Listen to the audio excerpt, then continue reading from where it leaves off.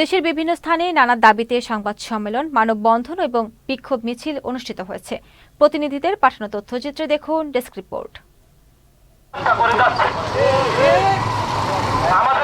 হযরত মুহাম্মদ সাল্লাল্লাহু আলাইহি ওয়াসাল্লামকে কটূক্তিকারীর বিচার ও দেশবিরোধী চক্রান্ত প্রতিহতকরণ এবং সাধারণ মুসলমানদের সাথে প্রতারণা বন্ধ করার দাবিতে সমাবেশ অনুষ্ঠিত হয়েছে। সোমবার বিকেলে ইনসাফ কায়েমকারী ছাত্র শ্রমিক জনতা নরসিংদী জেলার আয়োজনে মাধবদী বাস স্ট্যান্ডে এই সমাবেশ অনুষ্ঠিত হয়। মানুষের কল্যাণে এবং 15টি দাবি, তার মধ্যে আগামী 27 জানুয়ারির মধ্যে দাবি পূরণ না হলে 28 তারিখ থেকে পশ্চিম অঞ্চলের রেলওয়ারের রানিং স্টাফরা কর্মবিরতি ঘোষণা করেছেন। মাইলেজ যোগ করে পেনশন ও আনুতোষিক প্রদান না করায় সোমবার পাবনার পাকশী বিভাগীয় অফিস চত্বরে বিক্ষোভ করেন তারা। পরিষদ রেলওয়ে শ্রমিক দল কেন্দ্র কমিটির আপনাদের পাশে আছে। চট্টগ্রামের সীতাকুণ্ড পৌরসভার সিকিউর সিটি শপিং কমপ্লেক্স কর্তৃপক্ষের বিরুদ্ধে সীতাকুণ্ড কামিল মাদ্রাসার সম্পত্তি দখলের অভিযোগ এনে সাধারণ ছাত্র পরিষদের বিক্ষোভ মিছিল ও অবস্থান কর্মসূচি হয়েছে। সোমবার সিকিউর সিটি শপিং কমপ্লেক্সের সামনে এই বিক্ষোভ কর্মসূচি হয়।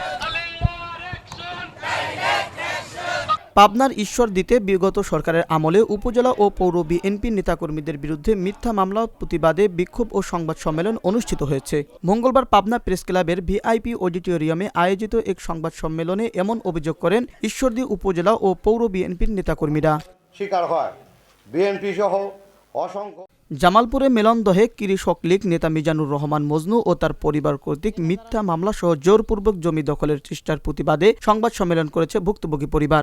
মঙ্গলবার দুপুরে উপজেলার কমলাবাড়ি এলাকায় এই সংবাদ সম্মেলন আয়োজন করেন ভুক্তভোগী জুয়েল আহমেদ, সফর আলী, শাহজাহান ও সুলতান মিয়া। অসাধু ব্যক্তি ও প্রভাবশালী মহলের সহযোগিতায় আমাদের জমিতে তার জাল দলিল ও মিথ্যা দাবি দেখিয়ে দখল করার চেষ্টা করছে।